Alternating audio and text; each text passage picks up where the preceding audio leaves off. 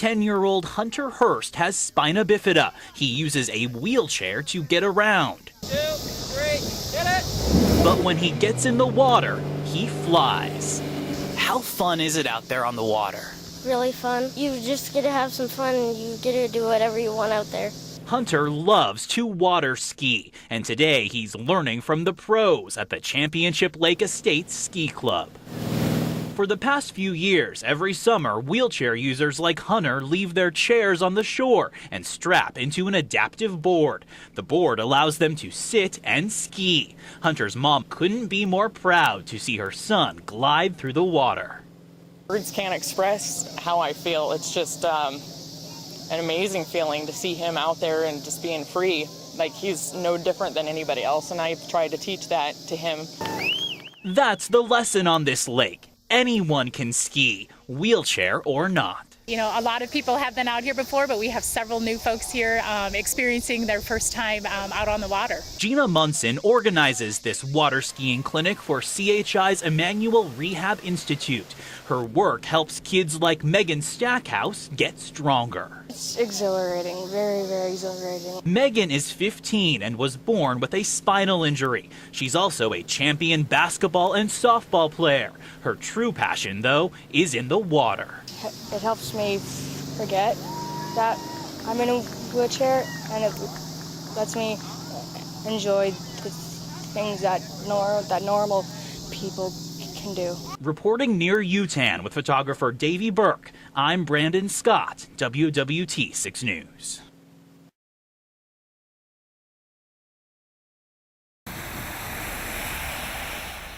Trucks and cars navigate waters that look more like a river than a neighborhood street.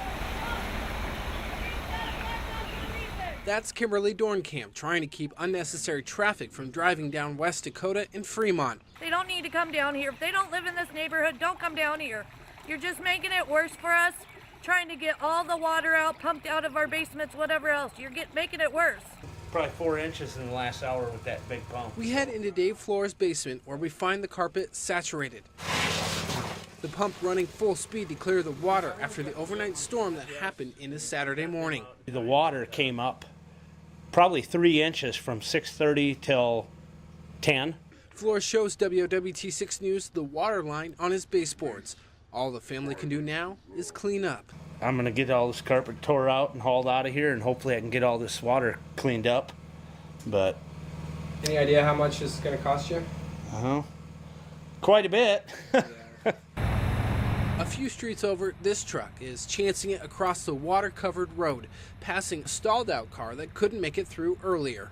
One of the frustrations in dealing with the storm, emergency managers tell me here in Fremont, drivers ignoring the barricades, some cases even driving around and getting stuck when clearly there's water over the roadway. There might be a washout underneath, there might be some sort of obstacle underneath. You really should not drive through water-covered roads at all. Bill Polk says water over the road was also an issue north of town. He credits the work of the Scribner Volunteer Fire Department helping install floodgates to hold back the rising water. We got a lot of rain in a very short period of time. Unofficial reports, the last time I checked, were anywhere from 5 to almost 8 inches in a very concentrated area. Back at the street-turned river on West Dakota, families here hoping the heat will dry up all this water. With photographer Davy Burke, I'm Chase Moffitt, WWT 6 News. With that, the start of the race, USA Triathlon National Championships. As this flight of athletes start on their swim course, another batch heads into shore. Yeah, I know I'll see them, hear them. That's where we find Colin's crew, complete with signs to cheer on their Ironman, his flight later this morning. I like to compete, and it's always great to see where everybody's coming from and all the different people from all over the country. Looking on for her knight in swim cap and goggles, Mary Edgars.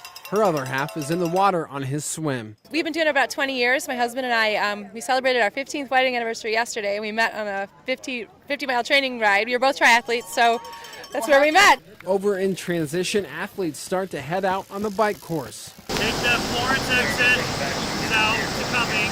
Out at 16th and Stores Expressway, the road is closed for cyclists. It's an out-and-back ride just under 25 miles. And with roughly 4,000 competing in Omaha, there were a lot of road closures to deal with. The city of Omaha has been so welcoming to USA Triathlon and all of our athletes here this weekend. We really appreciate your patience as you deal with some road closures and big crowds. USA Triathlon does say Omaha can expect about a $10 million boost to the economy thanks to a weekend of championship racing. Which brings us to our third leg, the 6-mile run. And here inside TD Ameritrade Park, it's the run turnaround for these athletes. Take a look behind me. They enter in the stadium, they run along the warning track, make a big sweeping loop around the stadium to the outfield. A quick shot on the big screen before heading back to the finish line to finally claim some of that hard-earned hardware. With photographer Davy Burke, I'm Chase Moffitt, WOWT 6 News.